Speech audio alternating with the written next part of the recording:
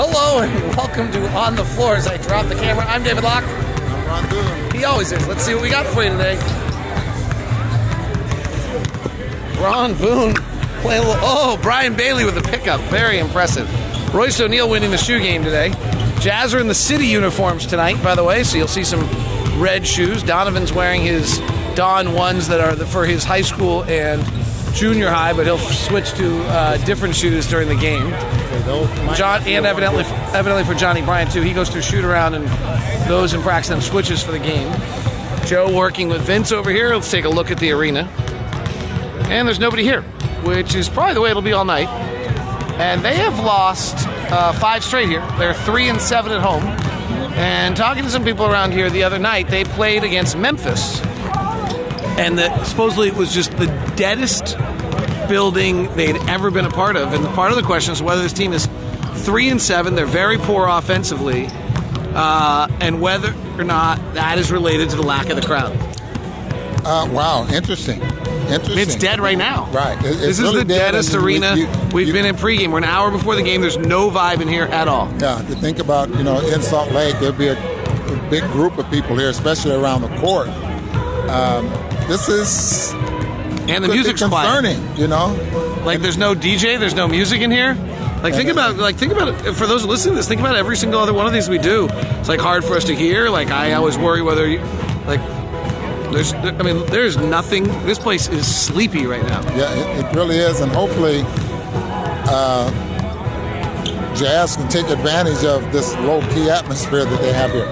I remember last time we were here, David, I thought the crowd arrived kind of late. I mean, there was probably more people than I thought were going to be here the last time we were here, but still, it's still, plus it's only about minus 17 below zero wind chill. Yeah. I went on a walk today. Well, you're a brave man. No, you know what? I wasn't going outside. You know what? I just cannot stay in the hotel room. Yeah. And actually what happened to me today, just to share, it was just because we hang out here with you, is I actually wasn't getting any work done either. Huh? Like I was just in my hotel room. I'd been there too long. I wasn't getting, nothing productive was happening.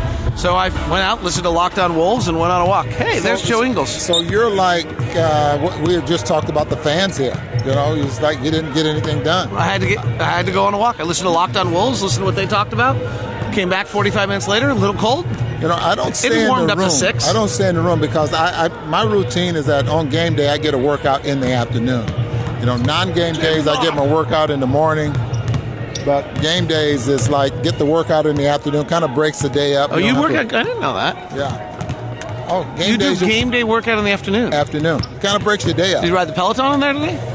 I don't fool with a Peloton. I have my own routine that I've been doing for years. How many years? I don't need that. How many years? How many years have you done the same workout routine? How many years have you had? David. How many years? I want to know. How many years have you had oatmeal in the morning and done the same workout? Yeah. How many years? I think it's worked. What do you think? I think it's worked.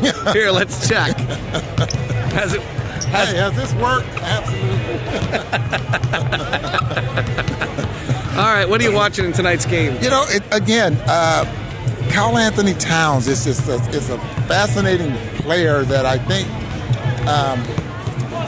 you're looking at a center that averages just as many three-point shots as a guard. I mean, he's going to about 9 a game.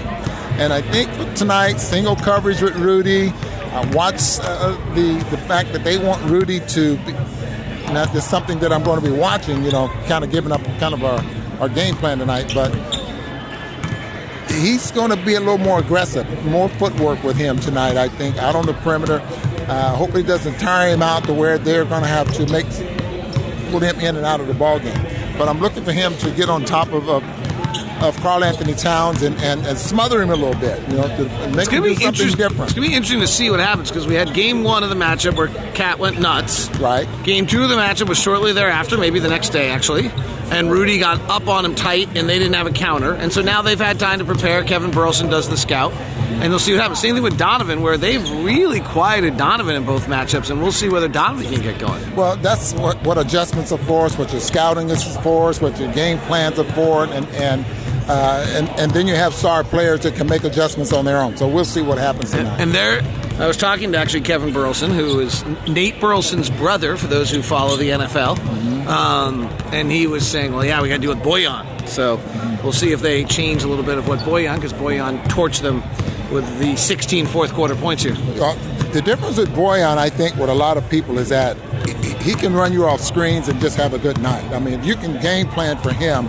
and maybe go black and switch on him and stuff like that and maybe slow him down a little bit. But the fact that he runs off screens and he sets up so quickly, he's probably have more confidence in him, them not slowing him down more so than any other player on the team. His numbers are off by a little bit recently. I wonder if it's that wrist.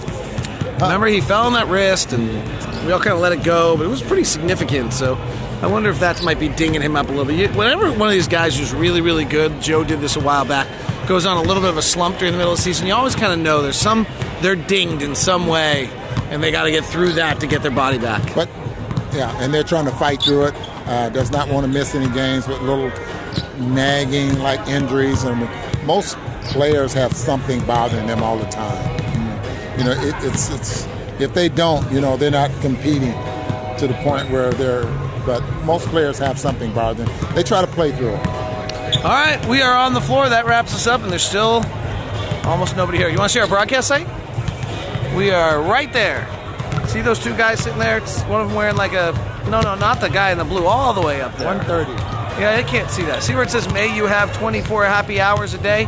We're right below that. That's our broadcast.